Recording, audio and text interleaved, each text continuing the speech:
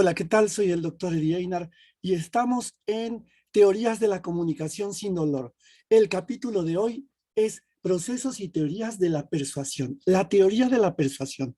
Vamos a recordar un poco que las primeras teorías que se hicieron sobre comunicación en el siglo XX fueron ya hechas por psicólogos, por sociólogos y por filósofos. En esencia, la comunicación como tal como la conocemos, comenzó a partir de 1950, un poco después de la Segunda Guerra Mundial. A partir de ahí es cuando comienza ya la serie con todas las escuelas que van a venir y que vamos a ver posteriormente. Entonces, por lo pronto, vamos a ver lo que es la teoría de la persuasión y a partir de acá, pues bueno, vamos a iniciar. No se asusten si son 78 diapositivas para el material que ustedes tendrán. Para el material explicativo, nosotros tenemos una división en 2 puntos que son la esencia de lo que necesitamos para este curso. Entonces, ¿cuál es el efecto de la persuasión? ¿Qué es el brainstorming? Bueno, pues, ¿qué les parece si comenzamos con el concepto? El concepto de persuasión es uno de los efectos más estudiados, situados en el ámbito de la influencia social deliberada o intencionada, parte negativa, propaganda manipulativa. Es decir, la persuasión específicamente se encuentra en los estudios de la publicidad y en la aplicación de lo que es los sistemas publicitarios. Sin embargo, este concepto habla sobre la persuasión de masas y se basa en la influencia social de los medios, centrando la atención en las comunicaciones publicitarias, crear o modificar actitudes hacia productos y servicios, ideas e instituciones. Y acá tenemos que detenernos un poco, hacer un paréntesis y repetir una vez más lo que siempre repetimos. La publicidad no vende. La publicidad no vende. La publicidad persuade. La publicidad lo que hace es influir en el espectador en su decisión de compra. Pero al final, la que vende, la que hace todo ese labor, es la mercadotecnia. Por lo pronto, nosotros nos quedaremos con esta parte. La publicidad no vende, la que pone precios y todos esos elementos es la mercadotecnia, pero siempre influidos por la comunicación. Entonces, si entendimos bien, la persuasión crea o modifica actitudes hacia productos y servicios, ideas e instituciones. Los efectos de la persuasión se dan de manera explícita, pero también en diferentes niveles. El primer efecto es el de la memorización. La persuasión constante hace que uno vaya memorizando y memorizando a través de la repetición hasta que se le queda a uno la idea. Está también, como efecto de la persuasión, la comprensión. Y a la comprensión, que eso no tiene mucho que explicarse, está el agrado suscitado por un anuncio. Es decir, por el efecto publicitario que nosotros pusimos en un comercial. ¿Qué es persuadir? Bueno, persuadir significa, por tanto, influir, pero existen multitud de modalidades que permiten alcanzar la influencia social.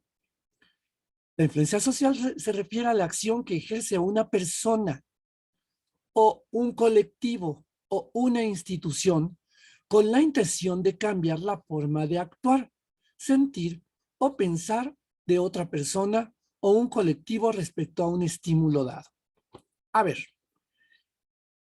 muchas personas dicen, es que la publicidad está hecha para crear nuevas costumbres, para crear nuevos espacios. No, la publicidad está hecha para persuadir a las personas a que compren ese producto y prueben y comprueben que la promesa de venta se realiza efectivamente. Así que si logramos persuadir a través de esto, seguramente se logrará un cambio en el consumidor. Es decir, yo le vendo, originalmente hay nada más 2 marcas de detergentes en el mercado. Pero si yo logro poner una tercera marca que aglutine las virtudes de los dos y aparte de un plus sobre ese, entonces estaré provocando en mi receptor un sentimiento que lo haga pensar 2 veces en adquirir los productos anteriores, por lo cual, entonces lo estamos persuadiendo a comprar un nuevo detergente, lo que cambiará sus hábitos de compra y de consumo. Es decir, tendrá una tercera alternativa que puede ser mucho más clara si es que el producto cumple con la promesa de venta. Así que entonces la finalidad es un impacto actitudinal, es decir, que el impacto se dé a través de un cambio de actitud en el consumo, en los hábitos de consumo. Los contextos de influencia social pueden ser diversos. Hay muchos tipos de relación entre la gente de influencia y el receptor de la misma persona o impersona, o sea, el receptor de la misma. A ver, eh, detengámonos. En el número 1, los contextos de influencia social pueden ser diversos. 1, tener un tipo de relación entre el agente de influencia y el receptor de la misma. Es decir, podemos hacer que la influencia sea personal o impersonal. ¿Cómo se hace esto? A partir de que posiblemente yo pongo a una persona para que me hable y me explique las bondades de un producto. La manera impersonal es simple y sencillamente poner el producto y poner una voz en off que esté hablando de las bondades del producto. Ese es el primero. El segundo, dimensión y envergadura de la audiencia. Bueno, en este caso ya estaríamos hablando de la segmentación de audiencias o del target, es decir, donde nosotros segmentamos nuestros productos y en vez de lanzarlos de manera general, se envían a mercados específicos, a segmentos específicos, haciendo que un producto sea específicamente para amas de casa, otro producto sea específicamente para personas trabajadoras en una oficina, otro que sea específicamente para quienes practican ejercicio. Y así, entonces, se segmenta la audiencia y ya no llegamos a mercados que no son nuestro consumo, nuestro mercado potencial. Así como consecuencia, tenemos 3 situaciones diferentes según el contexto de influencia social. ¿Cuáles son esas 3 situaciones diferentes? Pues bueno, la primera, tu madre quiere convencerte, tu madre te quiere convencer para que vayas a hacer la compra y a cambio te dará una paga. Bueno. Número 2, un mitin para votar a un político en las próximas elecciones generales. Número 3, publicidad emitida por televisión, radio o prensa escrita para comprar un producto. Los 3 elementos que estamos viendo acá arriba son elementos de persuasión. Nada más que en el número 1, cuando mamá manda a alguien y a cambio te dará una cosa de paga, pues bueno, puede influir otro tipo de elementos persuasivos, aparte de que ahí ya se manifiesta un compromiso emocional o un compromiso sensorial, el cual nos hace que obedezcamos al familiar inmediato. O lo desobedezcamos también puede ser. En el número 2, un mitin para votar a un político en las próximas elecciones generales. Pues chicos, yo les diría que la mejor forma de hacerlo y el que era experto en hacer eso era un partido político en México llamado PRI, donde reunía a las masas y se hizo famoso el menú. Chicos, pregunta, ¿cuál era ese menú?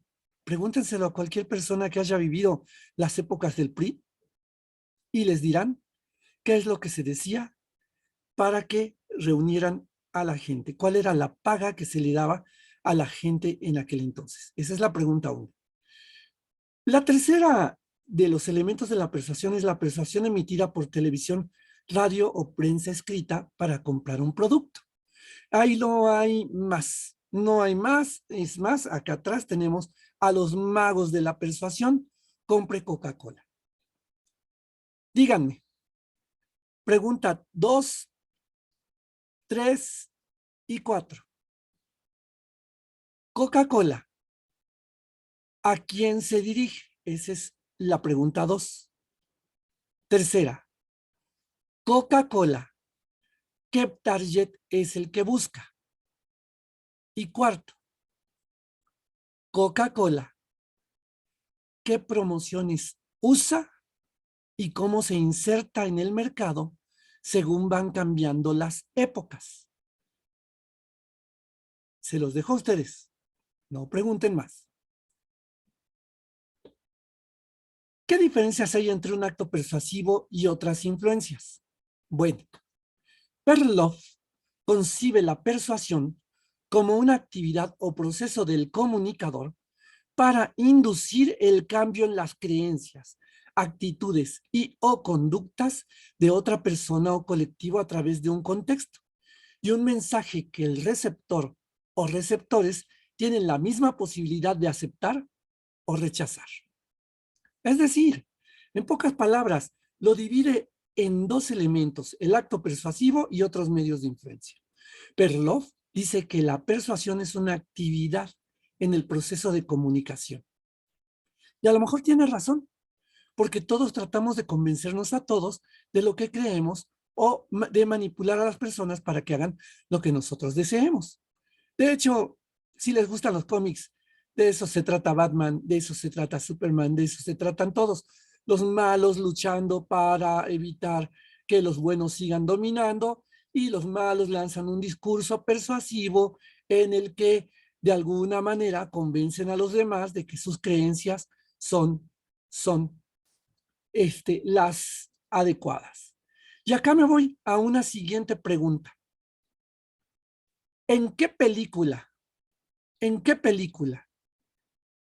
de la trilogía de Batman de Christian Bale se da el discurso político más persuasivo que se haya presentado por un villano? Será en un momento crucial. ¿Quién es ese villano y qué número de película es de la saga del Caballero Nocturno? Así que bueno, ¿qué es un acto persuasivo entonces? El acto persuasivo es rechazo de la recomendación. No me gusta lo que me recomiendan. O tratar de que si les recomiendan una película, decirles no las vayas a ver, no está buena, no me gusta. La intención de influir es un acto persuasivo, es decir, estar insistente y continuamente para que nosotros podamos influir en los demás. ¿A través de qué? Bueno, de muchas cosas, ya lo vimos, puede ser desde el chantaje hasta el puro convencimiento, pero es una forma de persuadir. Y el otro es aceptar o rechazar privadamente esa recomendación. Un acto persuasivo no se da si uno no lo admite o no lo permite. A ver, un acto consensuado es entre dos personas que determinan que uno persuadió al otro o que los dos decidieron persuadirse y continuar por el mismo camino. En ese mismo espacio, las dos mismas personas pueden aceptar o rechazar privadamente esa recomendación y decidir cada quien seguir su camino. Entonces, el acto persuasivo también se habrá cumplido, nada más que de manera contraria. Es decir, no te persuadí de estar conmigo o de hacer lo que yo quiero, pero sí te persuadí de que te fueras lejos de mí. Eso se manifiesta. Los otros medios de influencia son el lavado de cerebro, que se hace a través de acciones continuas, constantes, estar convenciendo a la gente para que cambie la creencia y deje de pensar que un ídolo es el bueno y que pase a creer que el otro ídolo es el mejor. ¿Les suena?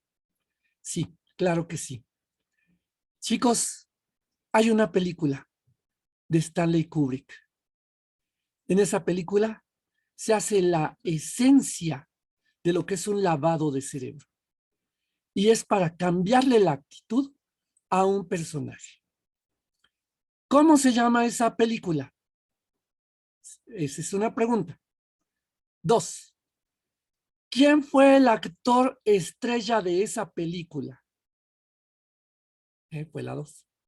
Digo, la siguiente pregunta. Y tercero,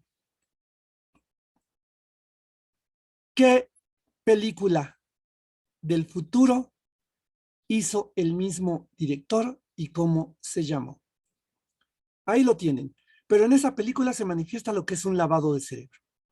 Otro de los medios de influencia no tiene por qué existir esa intención, es decir, hacer lo que le llaman efecto contrario, y finalmente otros no se acompañan de esta aceptación privada. Es decir, los medios de influencia no cumplen con su cometido.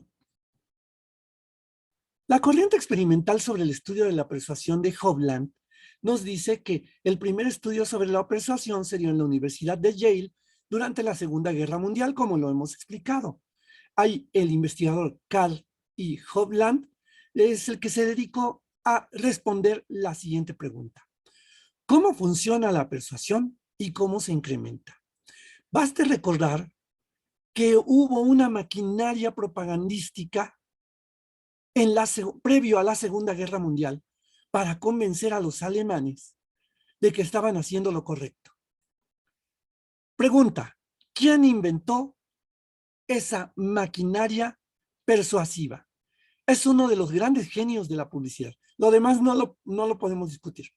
Pero ¿cómo se llama ese lugarteniente de Hitler que inventó desde la imagen visual hasta los grandes eventos que se dieron en ese punto? Tomando en cuenta eso, Hovland entonces se dio cuenta de que algo funcionaba y algo se incrementaba. ¿Cómo lo hacía? Bueno, tomó una teoría que era la teoría del aprendizaje y como objetivo era cambiar actitudes a través de argumentos que resulten estimulantes. El resultado de un argumento estimulante es que el éxito del mensaje sea persuasivo. Así, Hovland construye cuatro etapas en el proceso persuasivo, que son: 1, aceptación; 2, atención; 3, comprensión de argumentos; y 4, retención del mensaje para un efecto a largo plazo. ¿Los repetimos? Veamos otra vez desde arriba. Hovland tomó la teoría del aprendizaje para aplicarla como objetivo de cambiar ciertas actitudes a través de argumentos que resultaran estimulantes. Esto llevó a que hubiera un éxito del mensaje persuasivo. Y entonces en los sujetos de experimentación se vio que se cumplían las 4 etapas de la persuasión. 1, aceptar el mensaje que quiere que cambie la actitud. 2, conseguir mi atención. 3, comprender que los argumentos que me están dando son adecuados para mí. Y 4, retener el mensaje lo suficiente como para que mi idea quede clara. ¿Se parece mucho al adoctrinamiento? Se parece, pero no lo es. No, esta es una forma de persuadir y una forma de actuar.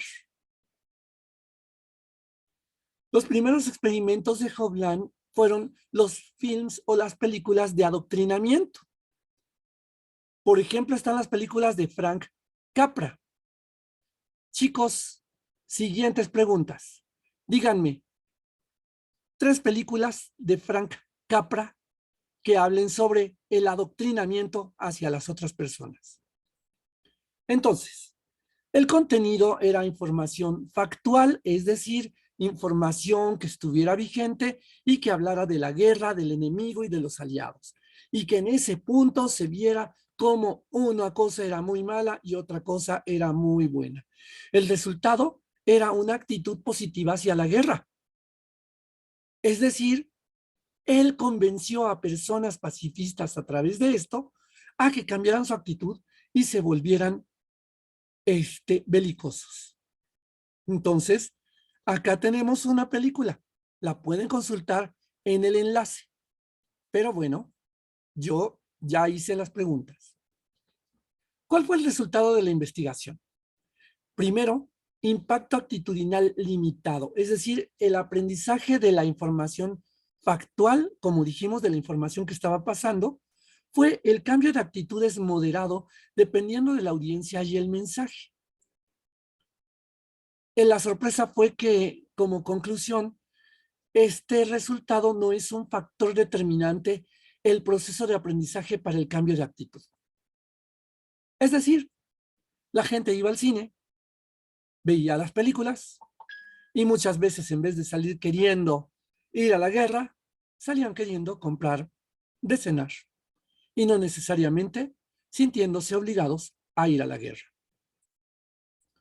Con esto terminamos esta primera parte de este elemento que son procesos y teorías de la persuasión. Nos vemos en la segunda parte de este mismo tema. Hasta la próxima, o mejor dicho, hasta muy pronto. Soy el doctor Eddie Einar y me da mucho gusto estar con ustedes. Entre la primera y la segunda parte, pues no nos queda más que pedirles que se tomen su chocolatote como de costumbre. Hasta la próxima. Chao.